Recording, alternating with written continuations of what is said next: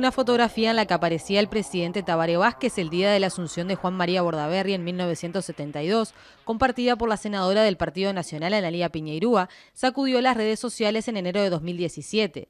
La foto había sido editada, Vázquez no estaba allí. Alguien que pretendía difundir información falsa había fotomontado al presidente y la senadora fue una de las tantas personas que ese día compartió la imagen. En junio de 2016 ocurrió uno de los primeros casos en Uruguay, cuando el diputado del Partido Nacional, Jorge Gandini, compartió un tuit contra el ministro de Transporte, Víctor Rossi, por el estado de la Ruta 20. La imagen en realidad era de un camino del estado de Río Grande do Sul en Brasil. En enero de 2018, el diputado colorado Germán Cardoso festejó una marea de gente en la convocatoria del movimiento Un Solo Uruguay en Durazno, junto a una fotografía que pertenecía al recital de Woodstock de 1969. Un año después, la precandidata del Frente Amplio, Carolina Cose, cayó en el error de compartir la foto de una actriz porno estadounidense viralizada con el texto de una supuesta joven de Tala que había ganado las Olimpiadas de Física y Química. Hasta ese momento, los políticos eran víctimas de sus propios errores o de trampas que no tenían como fin directo el provocar un daño sobre ellos. Sin embargo, en los últimos meses, distintas figuras políticas comenzaron a ser víctimas de difamaciones y ataques directos a través de noticias falsas. Uno de los primeros casos ocurrió en marzo de este año, cuando se compartió una foto de la hija del precandidato frente amplista Óscar Andrade, en la que vestía un gorro y un pantalón militar y tenía una metralleta. La joven fue atacada en las redes sociales y Andrade denunció una campaña de acoso. La foto era de una fiesta de disfraces de hace 4 años atrás. Las alarmas en torno a las noticias falsas y su uso en un año electoral no se encendieron sino hasta la semana del 8 de abril, cuando figuras de 3 partidos fueron víctimas en las redes sociales. Todo comenzó con la circulación de un documento en formato PDF que simuló ser una versión digital del libro Luis Lacalle Pou, Un rebelde a la presidencia, escrito por Esteban Lenoix. Según la publicación falsa, que fue compartida más de 6.000 veces en las redes sociales, en la biografía autorizada el precandidato admite haber atropellado y matado a una mujer cuando abusaba de las drogas. El propio escritor aclaró que dicho documento no era una versión digital de su libro y que la editorial Planeta iba a tomar las medidas correspondientes. En los comentarios de la publicación hubo quienes creyeron la versión y quienes denunciaron que se trataba de un relato falso. Al día siguiente, Lacalle Pou presentó una denuncia. No está hecho por un aburrido, no está hecho por cualquiera, no es uno en la casa. Y no quiero acusar a nadie porque no tengo elementos. Sin embargo, la página de Facebook, que había publicado la información falsa, salió al cruce insistiendo en su versión.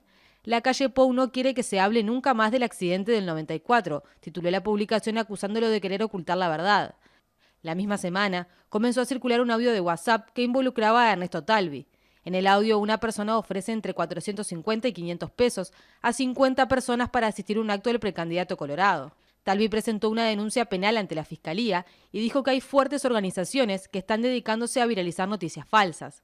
Este tipo de cosas hay que pararlas en seco porque desnaturalizan nuestra democracia, que es ejemplar. No podemos permitir que los profesionales de la mentira que tienen plata para financiarlas se adueñen de nuestro proceso democrático. La semana del 8 de abril cerró con una noticia falsa sobre el ex vicepresidente Raúl Sendic, quien ya ha sido víctima de este tipo de publicaciones. Sendic fue involucrado en una versión que circuló en Twitter y WhatsApp, que indicaba que había recibido la exclusividad de las bolsas biodegradables y compostables que entregan los supermercados y que a partir de mayo serán obligatorias.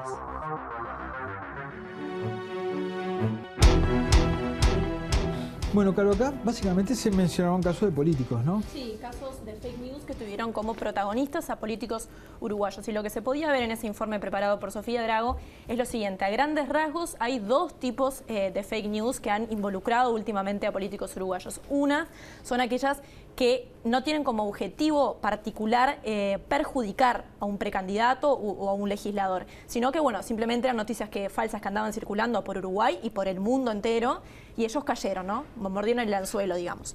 Después están las noticias falsas que sí fueron elaboradas ya de forma más maliciosa, ¿no? Para un precandidato o para un político en particular.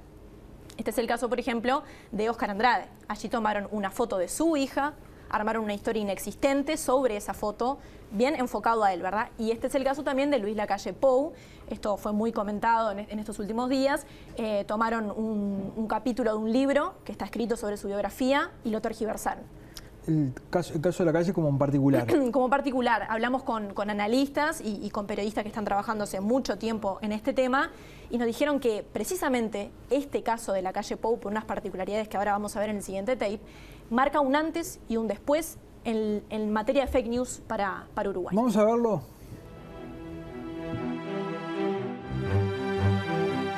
Un caso como bisagra para mí, porque tiene 4 o 5 cosas como muy sofisticadas donde vos ves el laburo. Primero pusieron pauta. Hasta ahora no estaba claro que hubiera pauta en noticias falsas. Por lo menos no habíamos podido comprobar eso. En el momento en el que se publicó ya tenía cerca de 500, 800 compartidos solo en Facebook. Después se pasó a Twitter también y seguramente también a través de WhatsApp. Había gente pagando publicidad para que eso se difundiera a través de Facebook. Y lo que sucedió fue que, más allá de que anduvo bien el tema, de que repercutió en medios y todo, nunca llegás a la viralización que sí alcanzaban esas publicaciones. Los principales medios del Uruguay publicaron la información de que eso es falso. Nosotros consultamos, Tomer Urbitz, que es el periodista nuestro, habló con gente de Facebook que le dijo que ya estaban al tanto del problema. Sin embargo, sigue habiendo pauta. 2, los tipos inventaron un capítulo, clonaron la página del libro y crearon un capítulo con el mismo aspecto.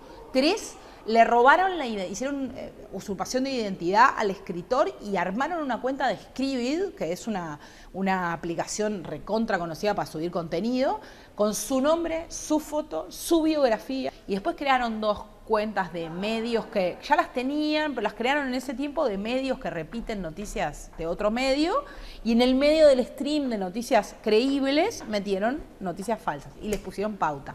O sea, todo eso armado hasta ahora no se había visto como con esa forma en Uruguay.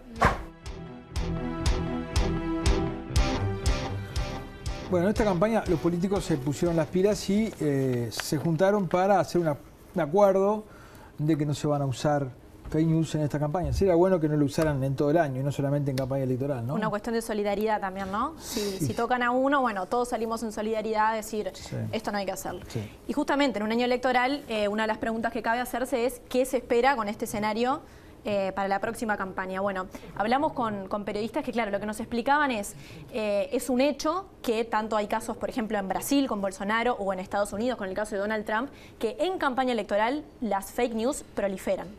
Eso ha sucedido. Entonces, de ahí la pregunta de qué va a suceder en Uruguay. Ellos explican en el siguiente tape que vamos a ver ahora, tanto Ana Laura Pérez como Bruno Celsa y también Julián Canarek, cuáles son las particularidades del caso de Uruguay en cuanto a población. Por ejemplo, somos una población más chica, qué beneficios nos puede traer eso. En materia, bueno, de campaña electoral, ¿qué se puede esperar para Uruguay entonces? Veámoslo.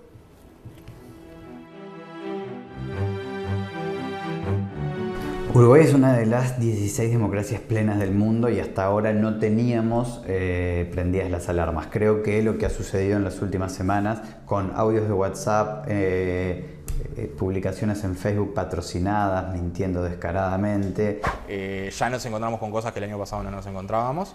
Vamos a una campaña donde eso te pase todo el tiempo, todos los días.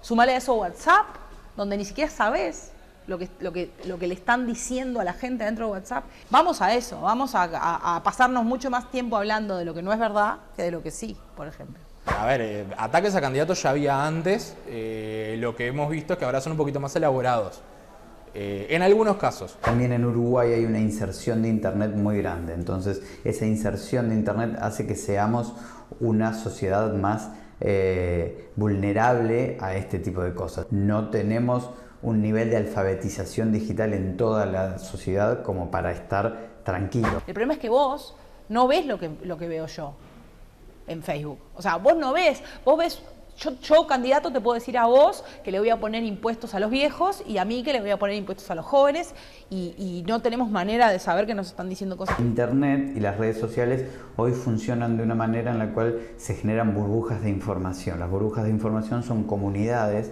donde cada uno de nosotros nos rodeamos de personas que piensan más o menos lo que nosotros pensamos. Entonces, eso activa lo que es algo que se llama el sesgo de confirmación. El sesgo de confirmación es cuando yo tiro una noticia que va a caer de una manera positiva, o sea, tiene capacidad de amplificación dentro de mi comunidad. Estoy rodeado de militantes de un partido político. Hablar positivamente de mi candidato es muchísimo menos efectivo que hablar negativamente del candidato de enfrente. Y las fake news funcionan basadas en esta realidad. Yo tengo como la esperanza, tal vez un poco tonta, de que eso suceda menos en Uruguay por un tema de escala, porque todavía estamos demasiado cerca y como que podría empezar a producirse que algunos periodistas tengan algún pariente que empiece a ver cosas raras y se las haga saber.